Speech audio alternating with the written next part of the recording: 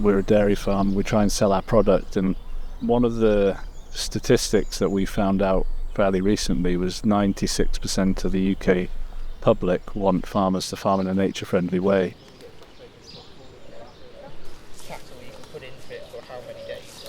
There's three pillars of regenerative farming. There's the environmental one, you can see the benefits here. There's the economic one, hopefully it makes you more economically resilient, but the cultural one is the main one.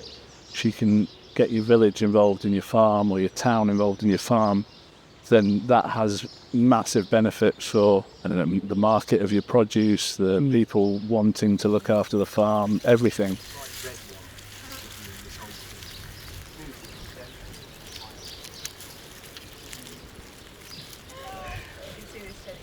Really pleased to see how interested people were in learning about agroforestry, learning about how do we plant trees on a farm in a way that's, sensitive, respective, and supporting, all the work you're doing here with regenerative farming approach.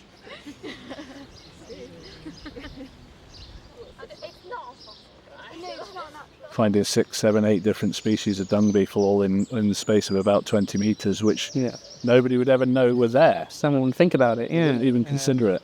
And they are the key indicator species and the main food supply for, say, the curlew, which is such an iconic species, which is in decline. And all of these things are interlinked, aren't they? And if we can improve the habitat for the smallest creatures, then the main sort of ones that we all know and all see can thrive as well.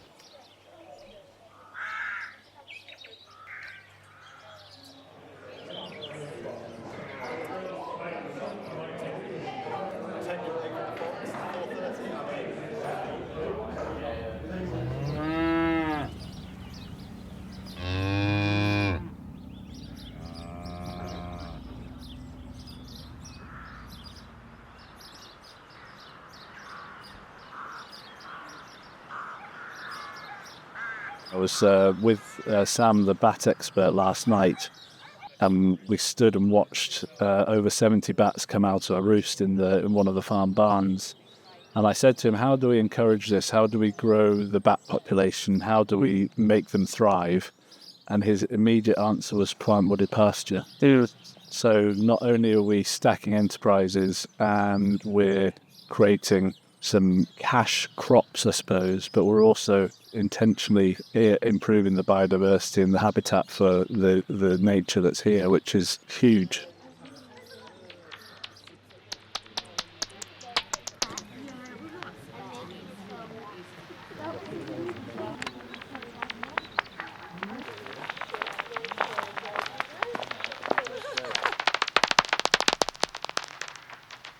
We are utilising biodiversity, we're utilising ecosystem function to create that resilience to change, because we know lots of changes are happening at the moment in lots of different angles. Short-term changes in society, there's long-term changes in climate. We've got a plan for both, and we've got lots of pressures on farms at the moment. So how can we, start taking a look at creative ways to solve that? But you can see. I think that's the brilliant part of our partnership is it's the Cumbria community forest raise, and that brings the community into the woodlands, which we probably would never have had before. It's looking for those opportunities in a way that's going to create positive connections, that can set that seed that's going to make people continue to be hopefully more interested, more curious.